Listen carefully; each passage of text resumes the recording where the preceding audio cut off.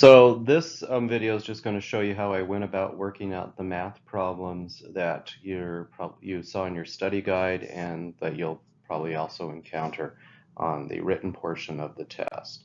So number one, it says a bicycle has a mass of 9.1 kilograms and it accelerates at a rate of 1.79 meters per second squared. We want to calculate net force that is accelerating the bicycle. So again, anytime we're looking at force, you go to your equations. Force is equal to mass times acceleration. Remember, mass has to be in kilograms and acceleration in meters per second squared, which it does. So basically now we're just plugging in numbers. So we have mass is equal to 9.1 kilograms times the acceleration of 1.79 meters per second squared. And when we mathematically calculate that out, I get 16.29.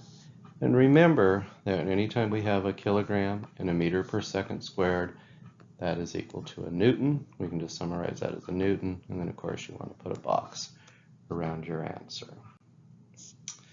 On number two, it says the Space Shuttle lifts off with a mass of 2,041,000 kilograms, and it accelerates at a rate of 16 meters per second. We want to calculate force.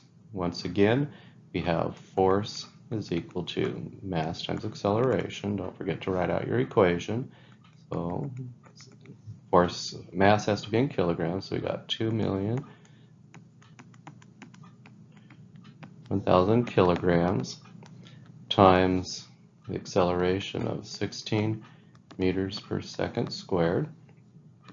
And acceleration has to be in that. So mathematically, when I multiply it out, I get 32,656,000. And again, we know that a kilogram and a meter per second squared is equal to a newton. And then I put a box around my final answer. On number three, it says that I have a rocket that accelerates at 56 meters per second squared, has a mass of 800,000 kilograms. I want to know the force. So force again is equal to mass times acceleration. So we plug this in. Force is equal to 800,000 kilograms times an acceleration of 56 meters per second squared. Mathematically, when I calculate that out, run it through my calculator, I get 44,800,000, and again, a kilogram, meter per second squared is equal to a newton. And that's the force that the rocket would have on there. On number four here, it says a runner has a mass of 89 kilograms and he produces a force of 84 newtons between the ground and his running shoes. How fast does he accelerate? So in this one, we're actually solving for acceleration. So from our equation note card, we know acceleration is equal to the force divided by the mass. So the force was 84 newtons. Now on this one, I'm going to remember that a newton is equal to a kilogram times a meter per second squared. And I'm actually going to break this down because I need to have the units will cancel. So I'll change the 84 newtons to 84 kilograms per times meter per second squared. It's divided by the mass of 89 kilograms. And that way I can see, but by mathematically, that the kilogram units cancel out. I'm going to be left with a meter per second squared unit over here. And then when I run the math, I get 0.94 meters per second squared. So that would be the acceleration that this runner has in this problem. On number five, it says calculate the acceleration. So we're solving for acceleration of a car. If the force on the car is 450 newtons and the mass is equal to 1,300 kilograms. So again, I'm solving for acceleration. Where acceleration is equal to force divided by mass. And again, I'm just going to remember that a Newton is equal to a kilogram times a meter per second squared. That's what it's going to represent. So when I plug in my values here, we have a force of 450 newtons, but I'm going to write it this way. Kilogram times meter per second squared divided by a mass of 1,300 kilograms. And again, when I look at this, the kilogram units cancel. My answer is going to be in meter per second square units.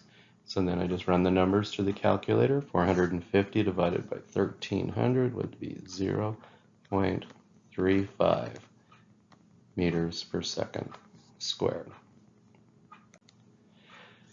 On number 6, it says again we're going to calculate the acceleration of a jet car racing on the Bonneville Salt Flats if the force on it, called the thrust, is 500,000 newtons and the mass is 2,100 kilograms.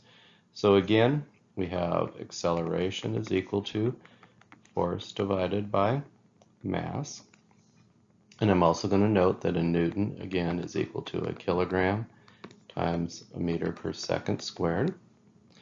So when I plug in my values here, the force was 500,000 newtons, but I'm going to change that to kilogram per meter per second squared, divided by a mass of 2,100 kilograms.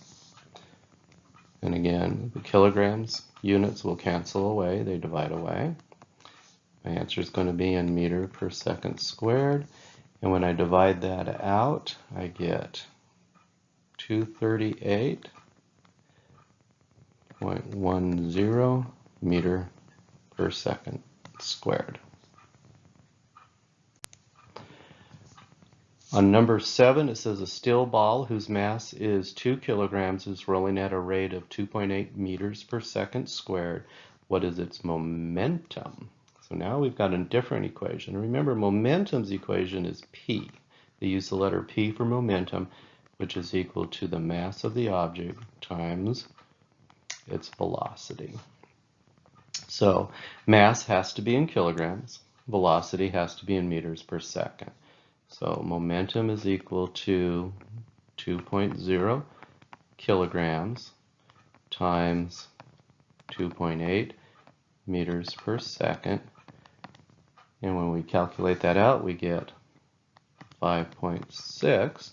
Now there's no special unit for momentum. It's simply kilogram times meter per second.